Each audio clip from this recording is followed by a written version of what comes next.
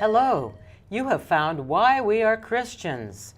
My name is Katie Philpott. I'm here with two other gentlemen. One is my husband, Kent Philpott, and our guest this evening is Ebrahim Pakrooh. Welcome, Ebrahim. Thank you. It is so wonderful to have you with us this evening, and we are very anxious to find out about your life and how you came to be called a Christian when you started out a Muslim in Iran. I was born in Iran in a very good family with 6 siblings, 4 sisters and 2 brothers, and I'm the last one in my family. The very youngest. Yeah, The very youngest, okay. The youngest one. And I had a really good childhood and upbringing.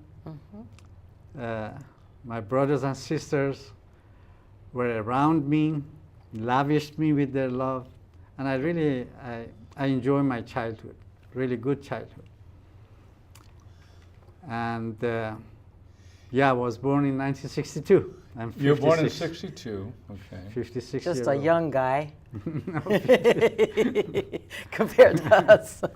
Yeah. What did your dad do? How? My dad, he owned a coffee shop, but we sell, it's not coffee, tea shop. Tea shop. Yeah. And he was the elder in the mosque. Did you go with your father to the mosque and do things Once there? a while. But I did make namaz. I know all this namaz, Bismillahir Rahmanir Rahim, Alhamdulillahi Rabbil Oh, Alameen. yes. I know all this. Yeah, I was, but not really devout Muslim. Now, you're talking about Shia. Yeah, Shia. Iran is predominantly Shia Muslim. Yes. Now, this was in a time that we know as when the Shah was in power. Correct. And I understand that it was a bit more secular then. Was that how that was? Much secular. It was not religious. The government Shah, the king, before revolution, he was not at all practicing even Islam. So it was very secular country, very secular. And what were you thinking as an 18-year-old young man about this revolution? At that time, when I was actually 18 and I was in my last year of my school. So like And- high school Yeah, that we call here? Yeah. Yeah, okay. and actually people from northern Iran, and still today, up to today, they are not religious people from northern Iran, which I came from. And from northern Iran, the name the province is Gilan, and close to Russia. Very cold, nice, 4 seasons, beautiful place. And normally, usually, people from northern Iran are not religious persons, especially that time, secular nation and Pro-Western. yeah, very much westernized. The idea Iranian. is you were about 18, you said, when the revolution happened. And so how did you respond to that? How did Yeah. things change? Yeah. What went on? So when there was a major riot in Tehran, in northern Iran was not much happening at that time. It was slow.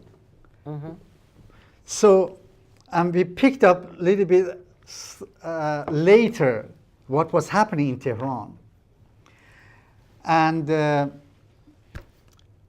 we really not much happened in northern Iran. But when Khomeini came in Tehran from Neaufle-le-Château, from Paris, and then we start to northern Iran, especially in my city, which you call Pahlavi, old name Pahlavi, which is the name of our Shah. So we just, when he came, then we just started to really react. Oh, something really now happening. So Were you afraid? No, no. That was not. No, we were not afraid when he came to Iran. But so when he came to Iran, but gradually the things start to change, because the way we thought that revolution would be led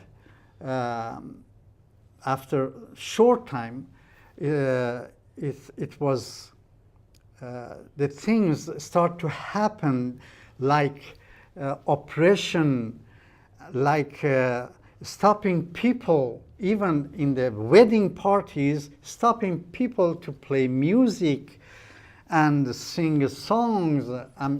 The things that start to happen within a short time. From secular world, suddenly in a short time become a real Islamic atmosphere in northern Iran, which we were not used to. And it was kind of shock. And people, they were forced to go even to mosque and to stop listening to music, to do things which we were not used to. Did Women the women, yeah. Yeah, women We're wearing both wondering. veils. Things start to happen wearing the veils, which we call chador, and it's really we were not used to, and it was kind of shock to especially northern Iranian. Now, how did your dad react to this? I mean, my dad, not much, because he was practicing Islam, doing his ritual namaz. So he was okay with that. He was okay with that. But for young generation like me and my age, it was kind of shock. And Did you feel like your freedom was all of a sudden already clamped after down a on? few months. Yeah. Already after a few So, months. did something happen to you to prompt you to leave? Because you did have to leave. Something happened. I had a shop at the main road. I had a shop, and across the road there was a laundry shop, you call. Sure.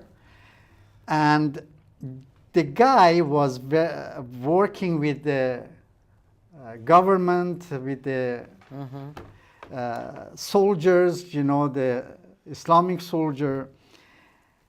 And he was very radical Muslim. And he was something like in his early 60s. And one day I discovered my sister came to my shop, and she was crying. And I asked her, what happened? Why are you crying? And she said that the guy there, across the road, he threatened me because I had my, she had her covering a little bit, Too you far know, back, you could huh? see her hair. Uh-oh. He threatened her that if she doesn't cover completely her hair, he would call the authorities. And then I was, you know, as a hero of my family, you know, brother of my sister, so I went to his shop across the road, and I told him, what did you say to my sister? And he said that she has to cover her hair. I said, this is none of your business. You never talk again to my sister like that. And then we, you know, we discuss very harshly.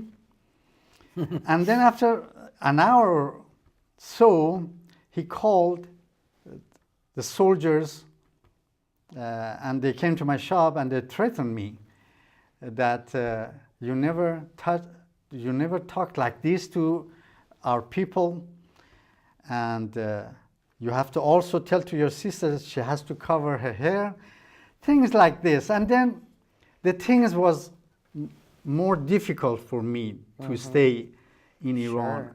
And I was even started my study at the university in one of the city in northern Iran, Babulsar, named Babulsar. And but I couldn't continue because it was too much pressure that we have to go to mosque, we have to do this, we have to do that. It was so much religion than my studies. So I gave up. I was there less than a year. So I gave up, and it was really, the things was getting really worse, and I couldn't really even breathe.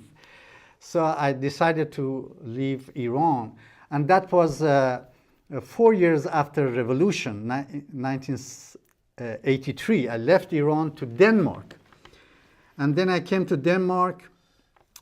Everything new. It was challenging to start a new life in Denmark, in every way different.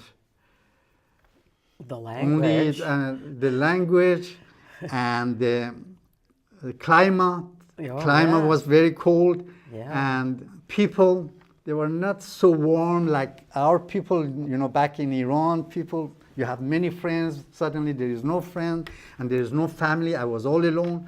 So it was a challenging time in Denmark.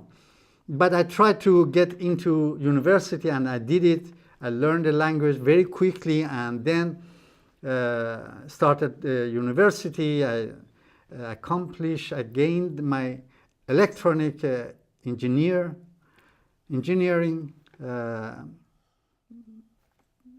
4 or 5 years later, and I start my work.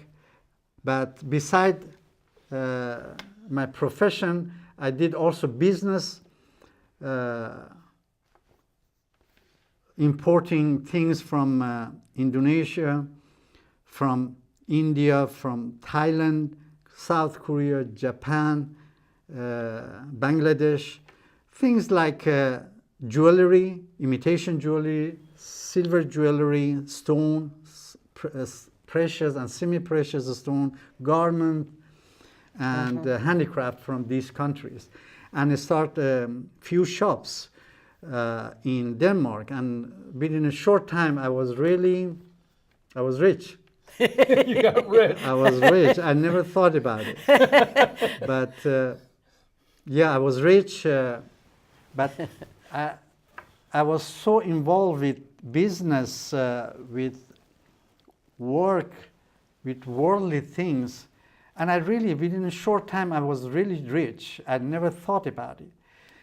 But within me, my inner man was lonely. Right. Yeah. Longing for something else. And it's really true when we read the book of Solomon in the book of Ecclesiastes, that really nothing in this world can satisfy you. Right. I was longing for something that I was missing, you know, that relationship with something which we know as God. Now, when you were in Denmark, did you ever come across Christians or go to what kind of churches were in Denmark? The Jehovah's Witnesses are very active in Scandinavia. Really? Okay. So I get to know them, and I went to their Kingdom Hall. They don't call church, they call Kingdom Hall for actually 5 years. And still nothing happened, nothing. I mean, it was kind of another religion, you know, do, don't do, which I learned from my own religion, Islam. So I didn't see any difference. So I was going there for 5 years because they're really very kind people, and I needed that because I was alone. So I run into anybody who said anything like what we would call now, like you would call now, the gospel, the message of Jesus. Did you find anything like that? I mean, the Christianity we know in Western country, in America, is not that active in Scandinavia. No. A very sleeping churches. Yes. Christianity is really sleeping. Let me give you one just an example that you get the picture of Christianity in country like Denmark.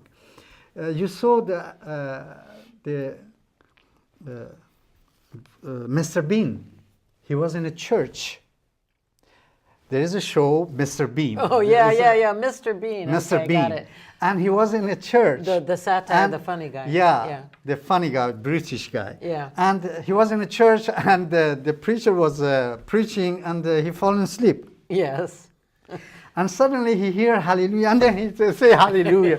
That kind of Christianity we have in Denmark. They sleep. You go to church, they sleep. There's nothing happening. Churches, they are empty. So no, I didn't know the true Christianity there. But things happened when I moved. Ooh, from, where'd you go?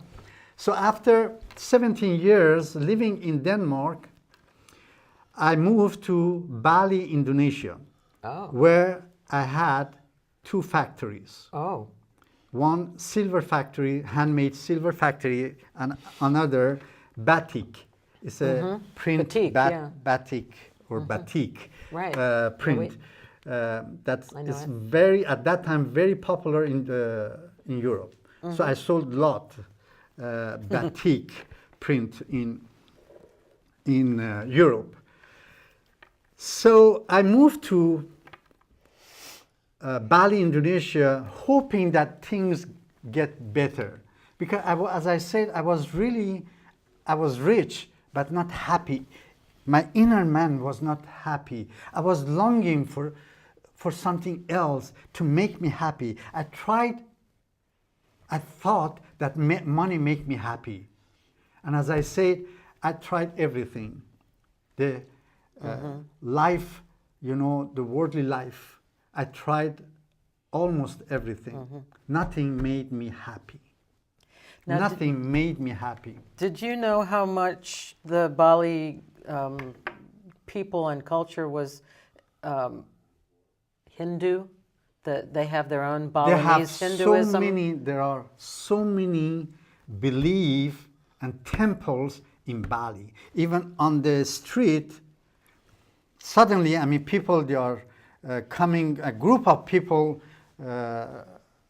Hindu or Buddhist, they're coming on the street and they block the street and they don't care that the cars have to run. Wait. Yeah, have to wait. But they just stay for an hour and they do worship on the street. This happened in Indonesia, in Bali. So I went to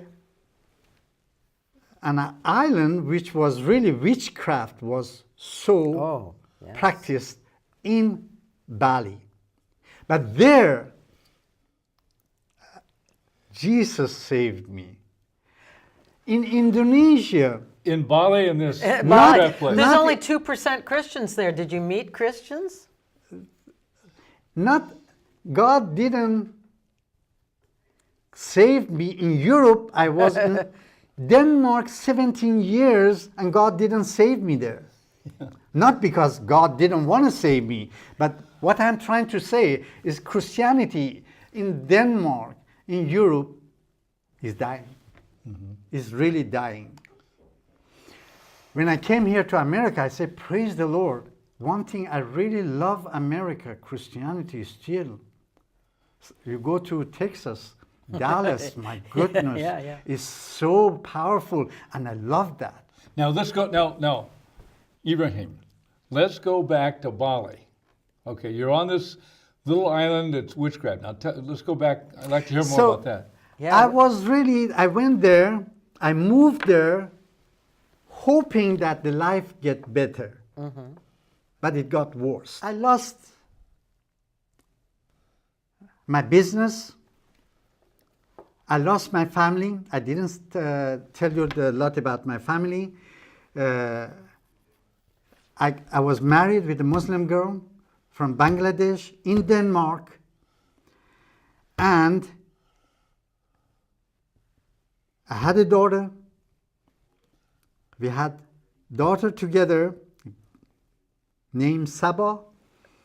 Because of my religion, I was not allowed to get married with non-Muslim girl. So at that time, 30 years ago, there was not internet. I was searching for wife so I could go to a magazine and I have to pay for that magazine and find Muslim girl.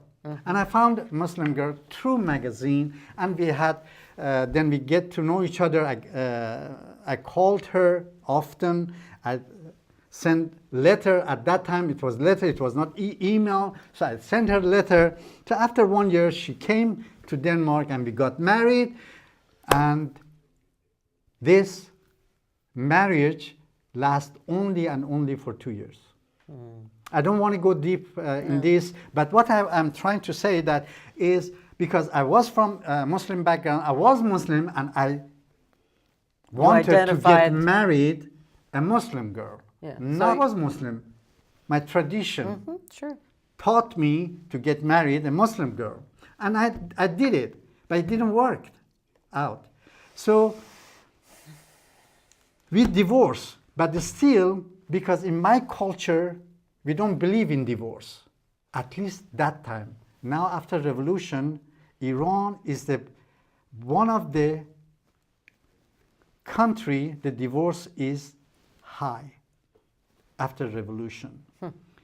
In my time, I knew only in my whole life, 21 years back in Iran, in my whole life, I experienced only one divorce back in Iran at that time. But now it's worse than Europe. Okay. So I was married. It didn't work. It didn't work. But I still want to keep her. But she didn't want it. Anyway, we moved to Bali hoping that because she was from Bangladesh, the climate in Bali is very similar to it's a tropical country. It's very similar to Bangladesh. People, they are warm, different. The things are different. So I was hoping if we moved there, me and my ex-wife and my daughter, we moved there, things will change and she will come back to me. But when we moved, things got even worse. So she got married, a guy from Australia, and my business gone, everything gone. So that was the time I was really looking for God. That was the time I was really desperately looking for God. As I said, back in Denmark, I had money. I was looking for God because I was not happy. Money couldn't give me happiness.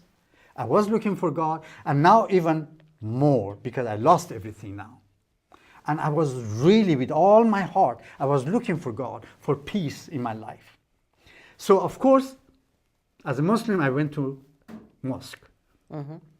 And I went there for quite few months, but still, the things were getting really worse and worse.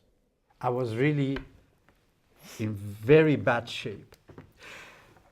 And then I went to Hinduism, Krishna, and all these different Buddhism, all different religion. You name it. I went to different religion after trying my own religion in mosque. So you were and really I was seeking, really seeking. devout, giving me to God in mosque, and I was really doing namaz, seeking Him, in order to find Him, in order to have peace. But as I said, things got worse, and then I tried different religions and went to their temples. Still, nothing happened. This is in Bali. This is in Bali. This is in Bali. But I had a Chinese Christian neighbor. A Chinese Christian neighbor. Okay. And they were This is gonna watching be me. You know, important. in Asia, people, they are they are watching each other. They are watching. They are, I don't know what word I can use, nosy, but in good way. Nosy, to say. Paying attention to other people. Okay. Yes. Yeah, this is the Yes, polite right. way to say. They are really, they were watching me, and they found out that I was really looking for God. So they came to my house, knocking the door, coming with food. You know, in our country, we, you know, we try to establish a relationship with, you know, food. We bring food to the neighbors. We would be stopping at this point at the show, but we're going to continue at least 2 more minutes. And even if you don't get to your place Okay. where Jesus becomes real for you, Yeah. we will start there in the next show. But continue. So you stop me when he is there. This little part will be deleted. So, and they, my neighbor, Christian neighbor, Chinese, they knocked my house. They knocked the door, and they offered me the food, and they offered me their friendship, and they came almost every day with food, and lavishing me with their love, genuine love, really. But after some month, then they start to talk about Jesus. Oh. And then I got the point. I got the message that, oh, they want to bring me back to church, because I was going to church in Denmark, but I didn't know the difference between Jehovah's Witness and Christianity. I didn't know the difference. So I got the picture, I got the message, oh, they want to bring me back to church. So I told them, please, I thought that your love is genuine, and you came to just have friendship with me, loving me, and you were doing good until you asked me to go to church. And I don't want that, because I tried this in Denmark. 5 years I was going to church, but Kingdom Hall. But nothing happened. Your Jesus didn't help me. You want to take me to church? Forget it. Now, Ebrahim, I think this is a good place to stop. We're just, I think, at the point where we're about to hear what we would call a conversion experience. Okay, so I think let's end the program at this point, and in the next program we're going to move right to that. All right, so you have been watching Why We Are Christians, and be looking for the second part of this program. So long.